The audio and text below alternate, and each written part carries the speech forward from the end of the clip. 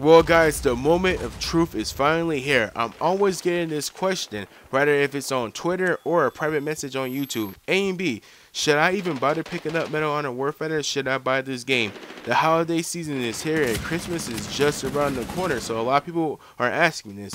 Well guys, on this video, I'm going to be talking about some of the good things that this game can offer you and some of the bad things, and just put in my 2 cents whether if you should buy this game or not. So if you're interested at that all, then do watch the whole video. But first things first guys, what is good all my gamers out there? It's your boy A and B for Life 91, if you already didn't know, and on this video you guys will be watching two TDM games on here. The first one, I'm using the Spec Ops class with the MK18, and I got the close quarters hard in the paint setup with it. Got the iron sights, the muzzle brake, the shortest stock available, and a lightweight barrel with foregrip combination. So this is just pretty much that close quarters hard in the paint setup right here. And on my next gameplay that you will be seeing, I'm using the AA-12. So hopefully you guys do enjoy these gameplays, but it's not really about the gameplay, it's more about if you guys should pick up Medal of Honor Warfighter. Now guys, I'm just going to start things off by saying this game has its own identity. That's one good thing that I do like about this game right here, guys. Now with Medal of Honor 2010, it felt like a mix between Call of Duty and Battlefield, to be honest. And people that deny that, I don't know what's wrong with you, but you know, honestly, it felt like a mix between those two games. Not saying that it didn't feel like its own game, because I mean, it felt like Call of Duty and Battlefield is unique of itself, but it felt like both of those games, like if Call of Duty and Battlefield had a love child. So no, a lot of people, when they seen the problems of 2010, they're like, why should we play a knockoff when we can just go back and play the real thing? Well, this game, guys, it feels like it has its own identity. Yes, it does have like the little kill streak support actions from Call of Duty, and you know, Frostbite 2 kind of makes it somewhat feel like a little bit like Battlefield, but not too much, guys. Honestly, this game feels like it has its own identity, which is a good thing. Now, other good thing I can say about this game, guys, is the fire team buddy system works well. Now, I was kind of cautious about this one. When I seen it in the trailer, I was like, man, you're probably going to have to hold your fire team buddy's hand. You're probably going to suffer if you have that fire team buddy that just sucks ass. Well, no, guys, the fire team buddy system actually works pretty well. It's the bread and butter of Medal of Honor Warfighter, man. I gotta tell you guys, it's really great. One thing that's so great about the fire team buddy system is that, unlike on Battlefield, you can actually walk up to your fire team buddy, or he can walk up to you, and all you have to do is easily hit the square button or whatever platform you're playing on, and you can get both your health and ammo back. Now the thing with Battlefield 3 is that it gets so annoying when you go up to a support guy and you're pushing the select button and you're like, I need ammo. Your character keeps yelling, I need fucking ammo, and he's looking at you like you're speaking a damn foreign language or something, like no English, you know, so he don't know what the hell you're saying. That icon on top of your head is flashing, showing that you do need some ammo, and you just don't get it. So the fire team buddy system for Medal of Honor Warfighter, this makes things a little bit easier, which I do appreciate.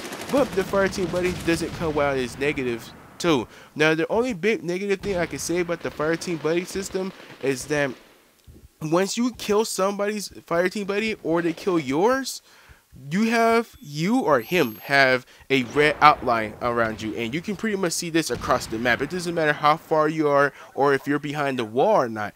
You get seen. Now this is a problem for me, because if you're not new to the channel, you guys know that I like to flank behind my opponents. I like to sneak around like a ninja and shit. I like to get it in and take people's man cards, like by flanking and stuff. But on here is with that red outline, it makes it hard. It's still possible, but it makes it really hard, so you have to sit there and really think.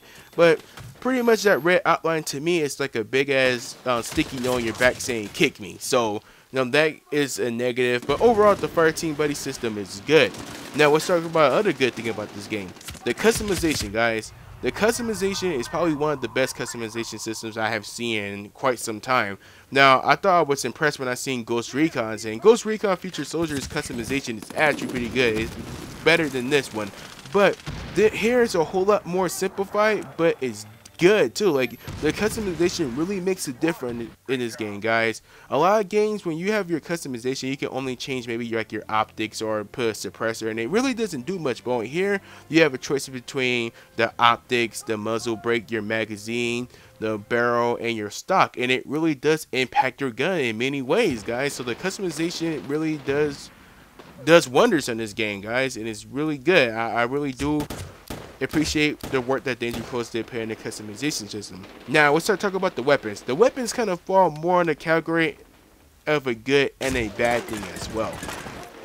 The good thing about the weapon selection is that for the most part we got a little bit more variety than what we did on Medal of Honor 2010, and each gun does play a role. They all have their own feel to them, and they just know they all have a right place pretty much. It's not like you're gonna be using the same weapons all the sticking time. Like for 2010 it was like either the M16 or the AK or something like that. You only had so many limited choices.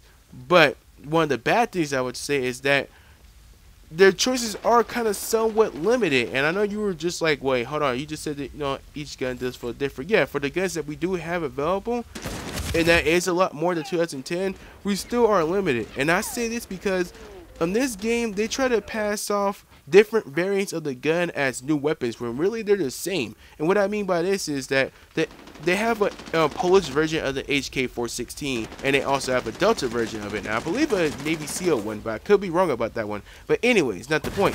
The point is that they're all pretty much the same weapon, guys. They're just customized differently. For instance, let's make an example. The Polish one would have, let's say, a standard barrel with the 3 times magnification scope, while the Delta may have the low power dual sights with the standard barrel or something. So pretty much it's all the same weapon, but just customized differently. And the reason why I think this happened is because Medal of Honor did have that partnership program where they was going to have a lot of attachments and different guns and stuff, but I think a lot of companies pulled out. Like at the last second they pulled out, because we were supposed to have like a tac light and everything, but I guess, you know, things just didn't go through well, and people out of the companies did end up pulling out. So that's pretty much what happened with that. So sometimes you kind of do feel a little bit cheated, like, oh man, this is pretty much the same weapon, just a different variant. A lot of the time you would end up having the same weapon like 3 to probably 2 times in each class. Like the G3, I know in the Spec Ops class, I believe there's like 3 different G3s. They're all the same, they're just customized different. So that does have you end up feeling, you know, kind of salty. But on a positive note, guys, the map selection this time around is a whole lot more better than what it was on Medal of Honor 2010. We had very limited maps on 2010. And on top of that, 3 of the maps were only for combat missions. So you ended up playing the same maps over and over and over again. Well, here, guys, I believe we do have 8 maps, and they're available for all game modes. Which means that when you play them on different game modes, they do feel different. Like you play them on TDM versus combat mission, it's gonna feel like a different map. So I do like how the maps play out. The only negative thing I can say about the maps, and this is not really a negative towards me, but I hear there's not a lot of sniper spots. Now I don't play a lot of combat missions, so there may be a lot more sniper spots, but from what I'm understanding, there's not too many sniper spots, and that kind of sucks because they kind of push snipers at a disadvantage. Now, we'll add that in Zero Dark 30 DLC, we will have a lot more sniper spots. At least that's what Danger Close is claiming. But all in all, there are good maps. Now, let's talk about some of the negatives that really get under my skin.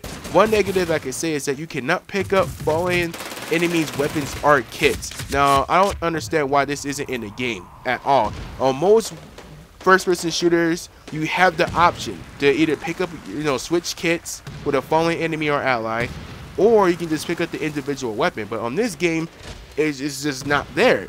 It's not there at all, and I don't know why. And this is a bad thing because there's no ammo crates on the ground like how they were on Medal of Honor 2010. So the only ways you can get ammo is by either going to your fire team buddy or finding somebody that's using the heavy gunner class. And let me say that there's not a lot of people using the heavy gunner class at all. So you're very limited in ways you can get ammo. So why you can't switch kits is really beyond me, guys. Now, we'll add this as well. In the Zero Dark 30 DLC gameplay trailer, there was a part where a guy had an option of picking up an MK16 on the ground. So maybe that may be added with a patch that might come with Zero Dark 30, but it should have been there in the first place.